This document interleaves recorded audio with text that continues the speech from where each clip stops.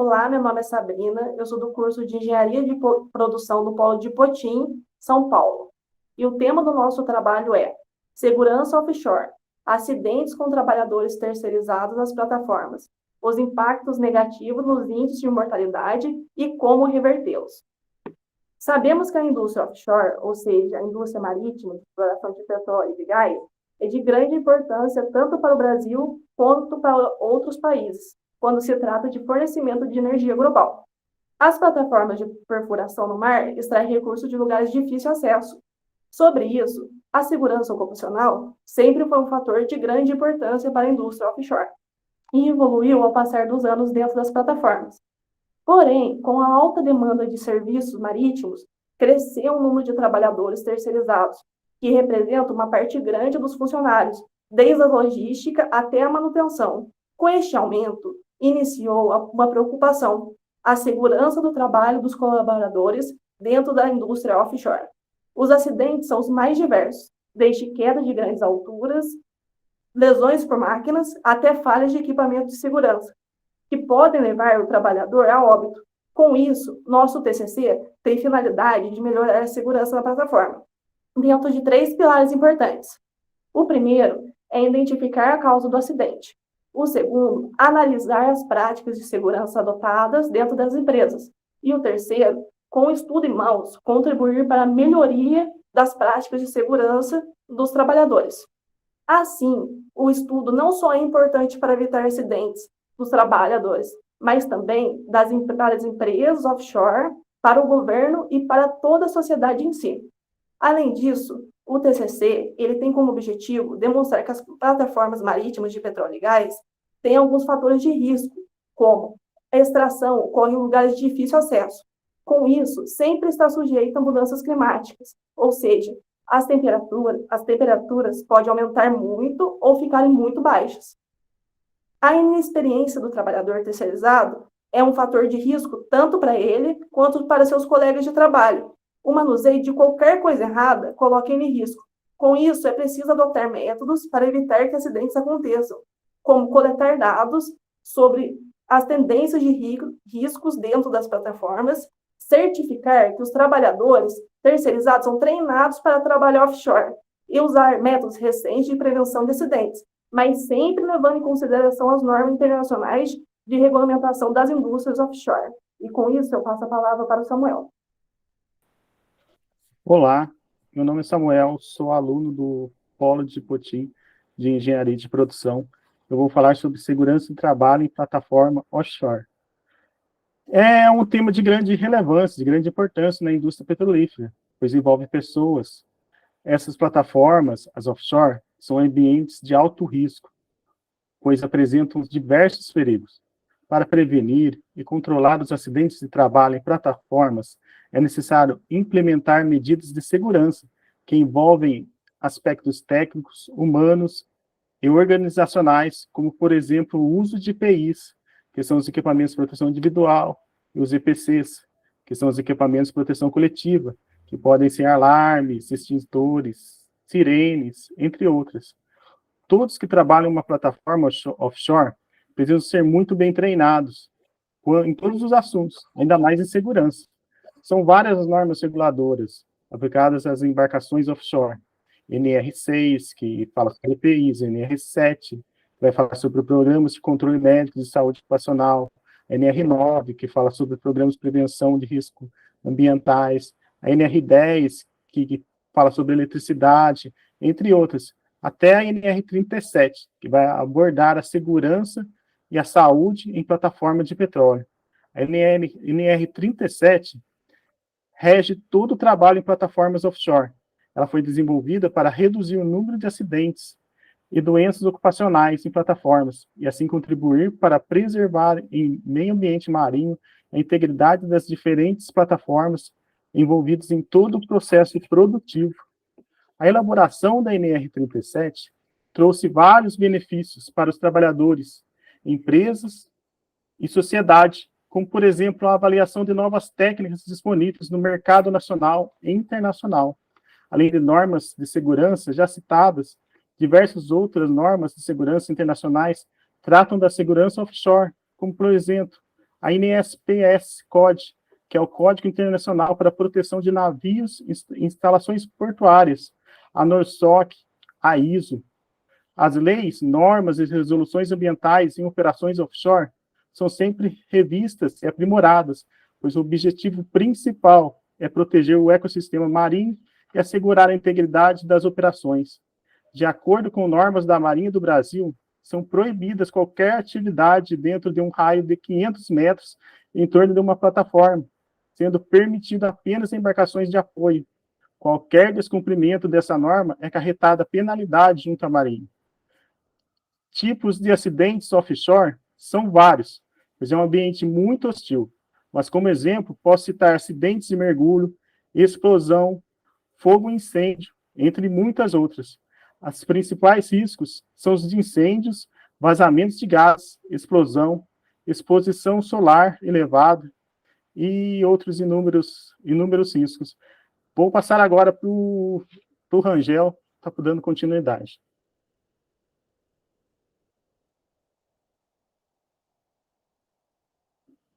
Boa noite, meu nome é Fábio Rangel e eu vou tratar dos riscos das terceirizações das plataformas offshore. O primeiro item que eu vou falar é com relação aos produtos químicos. O ambiente offshore, existem muitos produtos químicos lá que passam por tubulações, etc. Esses sofrem muitos riscos, entendeu? Porque estão sujeitos a sofrer vários acidentes. Condições climáticas são extremas, tanto para mais quanto para menos. Às vezes a temperatura está muito alta, às vezes está muito baixa, pode acontecer um maremoto em alto mar. Não é o caso aqui da costa do Brasil, mas tempestades em alto mar são frequentes. Falta de práticas de segurança com relação aos terceirizados. Eles não têm as práticas de segurança que um primarizado tem, no caso da plataforma de offshore da Petrobras. A pressão por resultados que eles sofrem é muito grande, porque, veja bem, um primarizado, ele pode fazer uma greve, pode reivindicar direitos, etc. O terceirizado, ele não vai participar dessas greves, porque eles podem ser trocados rapidamente. Ele faz uma greve, automaticamente ele é retirado da plataforma e colocado em outro lugar, quer dizer, ele corre um risco de perder o trabalho. A gente tem um absurdo, às vezes acontece um absurdo de o técnico de responsável pela segurança ser terceirizado, sendo que deveria ser da própria empresa, no caso nosso, da Petrobras. Eles chega de 70% da mão de obra de uma plataforma offshore, ou seja, 30% apenas é primarizado. Então, eles têm uma redução muito grande de efetivos nessas plataformas. E a Petrobras não faz a reposição, ela prefere contratar um terceirizado do que fazer um concurso público para convocar essas pessoas. Elas preferem terceirizar. São quase o triplo dos funcionários, ou seja, a média, assim, se tiver 30 mil funcionários efetivos, chega a ser 70, 80 mil, até quase 90 mil de terceirizados, ou seja, é um número muito grande. A Petrobras, ou as empresas offshore, no geral, tem uma redução muito grande em investimento de segurança, porque, como são terceirizados, eles não precisam gastar com os primarizados, deixa os terceirizados a cargo das próprias empresas que são contratadas, certo? Não recebe o mesmo treinamento. Ou seja, eles recebem um treinamento básico, mas bem básico mesmo, e já são mandados para a plataforma. Lá é que eles vão aprender na raça, entendeu? O que pode ser, o que não pode ser. Só que até isso acontecer, já sofreram muitos acidentes, já morreram, já aconteceu muita coisa. E outra coisa, eles sofrem um problema com privação de sono. Por que privação de sono? Como eles são terceirizados, eles são obrigados, entre aspas, né? Eles não param, assim, em turno de 12 horas, eles chegam a fazer 20 horas, 18 horas de turno ininterrupto. Ou seja, eles começam às 8 horas da manhã, em vez de parar às 8, eles vão até meia-noite. Para parar à meia-noite, daí vai ter tempo para descansar? Não vai. Quando dá 8 horas da manhã, estão lá de pé de novo. Isso, a gente já conseguiu dados que a pessoa chega a ficar 36 horas acordado. Isso é muita coisa. Aí o que acontece? Carga excessiva de horas extras, mais de 20 horas, os reflexos da pessoa, do funcionário terceirizado, é muito menor, gera fadiga, o ritmo mental fica lento, ou seja, ele reage muito mais lento, ele não consegue assimilar situações. Às vezes o chefe fala assim, ó, faça tal coisa, e ele está com o ritmo lento, ele vai levar um certo tempo para praticar aquilo lá. A coordenação motora fica lenta, ele não responde rapidamente assim, tipo, vamos imaginar, tocou o alarme de incêndio, até ele perceber que o alarme de incêndio está tocando, ou seja, o ritmo mental dele está lento, até ele tomar a decisão de sair correndo ou abandonar o posto para se salvaguardar, é muito, muito difícil. O tempo de reação é muito menor e gera muito mais acidente, ou seja, ele, por ser terceirizado, depois vai acontecer muito mais coisa, que o primarizado está treinado, o terceirizado não está realmente treinado adequadamente. Agora eu passo a bola para um amigo Abner.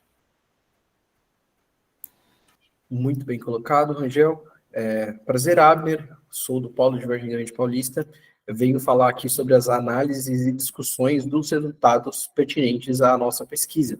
É importante salientar que nós fizemos uma análise não só geopolítica, porque envolve uma empresa que está do âmbito pública, mas também temporal. Quando a gente se encontra, quando houveram descobertas de novos poços, quando que houve, sim, uma abertura, um IPO ali, para que possa vir investidores externos e, de certa forma, influenciar nessa tomada de decisão, de aumentar o número de colaboradores terceirizados, ao invés de exponencialmente os privatizados. Então, nunca se foi enxergado como um investimento a segurança do trabalho. Dentro do relatório de custo da Petrobras de 2023, você pode olhar todos os outros relatórios, a margem de erro em relação aos números apresentados aos custos pertinentes à segurança está na ordem de 0,1%.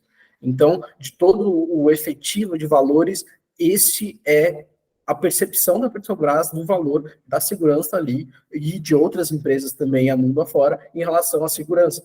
Então, a gente imagina que, com base em toda essa análise, seja necessário, sim, que seja investido mais tempo, mais financeiro para o desenvolvimento de novos materiais, para que não só seja feito da estrutura da plataforma, como da extração, fazendo assim com que haja menos necessidade de manutenção, fazendo com que os trabalhadores terceirizados que compõem a maioria desse ramo sejam colocados menos em situações de risco, fazendo com que, ao invés de fazer 4 manutenções ao ano, faça apenas 2, por exemplo, em casos extremos, apenas 1. Então, você mitiga a chance do colaborador sofrer algum tipo de acidente.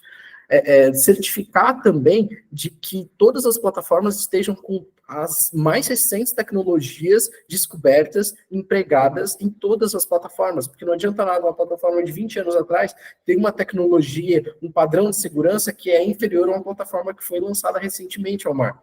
Então, precisa sim ter uma modernização, certificar que atende todos os parâmetros e enxergar aquilo realmente como um investimento.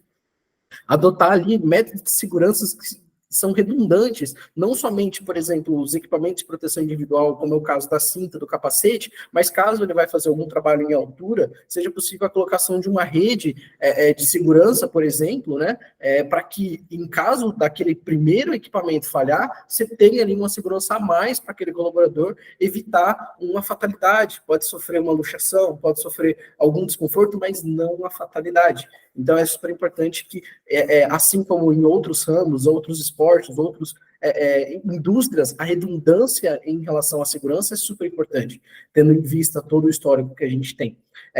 Não somente isso, um case super de sucesso, analisar os acidentes passados. Foi constatado em um dos acidentes onde a plataforma se incendiou, a estrutura entrou em ruína, ela colapsou devido à alta temperatura. Então, se ela tivesse um material que fosse mais resistente a esse excesso de calor que uma plataforma pode gerar um eventual incêndio, aumentaria o tempo de sobrevivência dos colaboradores para uma eventual evacuação. A gente sabe que são várias pessoas em desespero, com sirenes tocando, chamas para tudo quanto é lado, e eles não conseguem ter uma visibilidade clara da onde que poderia ser a sua rota de fuga. Então, foi desenvolvido um material que, ao invés dele se deteriorar, ele carboniza, fazendo com que crie-se uma camada de proteção. E essa é dos pequenos exemplos do que a engenharia pode contribuir para que essa análise de risco seja cada vez mais efetiva. Pega um acidente que, infelizmente, houve fatalidades, aprende-se com esse erro para que não se torne a acontecer, não somente naquela plataforma, mas em toda a rede de plataformas offshore e onshore que tem no corpo de colaboradores ali da empresa. Então, não somente isso, é super importante que a gente valorize as boas atitudes, as boas práticas dos colaboradores. Então, condicionar bonificações, por exemplo, caso você faça a utilização correta dos equipamentos de proteção individual, você está apto a concorrer a uma bonificação. Quem não fez a utilização já está descartado, mesmo que apresente um bom resultado, não vai concorrer àquela bonificação, por exemplo. A gente tem situações que a gente pode colocar, como é o caso de um colaborador que não fez a utilização de maneira correta, ao invés dele ser repreendido, ele ser incentivado, porque muitos deles acabam não notificando pequenos incidentes, notificando riscos à saúde, não só dele, mas como de outras pessoas de outro turno, por medo de alguma represália, por medo de alguma... que os líderes e gerentes tomem alguma atitude que prejudique o trabalho dele. Então é super importante que a gente conscientize não só os colaboradores, como líderes e gerentes, de que esse tipo de comportamento não é aceitável na companhia, e sim é valorizado aquele que está sempre atento, está sempre alerta, que consegue identificar o risco e que prontamente levanta a mão para poder pronunciar para os que não estão percebendo aquilo, não estão na operação no dia a dia. Então, há sim um pensamento estratégico necessário naquilo. Não somente isso, diversificar a distribuição de colaboradores primarizados e terceirizados na operação, porque a gente sabe que a grande parte dos colaboradores que estão na manutenção são terceirizados, quando, na verdade, caso houvesse um percentual bom de primarizados também, a própria empresa ia ter uma dedicação maior para que fizesse com que toda aquela norma, todo aquele regulamento fosse aplicado a todos os colaboradores, e não só os da sua própria folha de pagamentos, que é super importante. E também humanizar, trazer ali metas equilibradas de produção, para que não seja necessário que aquele colaborador precise exceder a sua carga horária, precisa burlar processos e procedimentos que são extremamente necessários para manter-se um mínimo nível de segurança dentro de uma plataforma, em virtude unicamente de aumento na produtividade. Então, manter isso de maneira equilibrada é super importante. As empresas precisam parar de analisar esses valores como um custo e sim como um investimento, porque a partir do momento que você tira essa equação de que eu gastei com isso, não, eu investi em segurança, o meu colaborador que ia ficar 3 meses fora da operação continuou trabalhando pelos 3 meses produzindo para mim. Eu não sofri um processo trabalhista, eu não tive qualquer tipo de impacto na operação porque eu fiz um investimento prévio na segurança. Então, assim que a gente encerra brevemente a nossa apresentação, relatando que é uma preocupação nossa, porque é um ambiente extremamente insalubre e inseguro para os colaboradores, mesmo depois de muitos anos, mesmo depois de muitos acidentes, e a gente conseguiu identificar aqui com o nosso trabalho várias formas diferentes da gente instruir essas indústrias de como transformar esse ambiente num lugar mais seguro e atrativo para as pessoas de se trabalhar, não somente no âmbito financeiro, que é o que acontece hoje. Então, encerro aqui agradecendo aos meus colegas de grupo, o Rangel, a Sabrina, o Samuel, todos que colaboraram com a elaboração do nosso trabalho, e também aos tutores que nos auxiliaram nas pequenas correções, nas adaptações que a gente fez no nosso TCC, para que pudesse ficar no melhor agrado da banca de avaliadores. E também agradecemos vocês pelo tempo que nós tomamos de vocês investiram na gente, agradecemos e desejamos também uma ótima noite para vocês, um bom descanso. Pessoal, quiser despedir, pode ficar à vontade. Quero agradecer aos meus colegas de trabalho, também a banca avaliadora e os orientadores que nos ajudaram até aqui. Também quero agradecer a todos, em especial a Sabrina, o Abel, o Samuel, que fizeram parte do nosso grupo aqui. Todos trabalharam muito bem, acho que conseguimos fazer o melhor. Quero agradecer a todos também, a Sabrina, ao Fábio, ao Abner. Acho que concluímos o nosso objetivo. E gratidão, obrigado a todos vocês. Obrigado, pessoal. Ótima noite.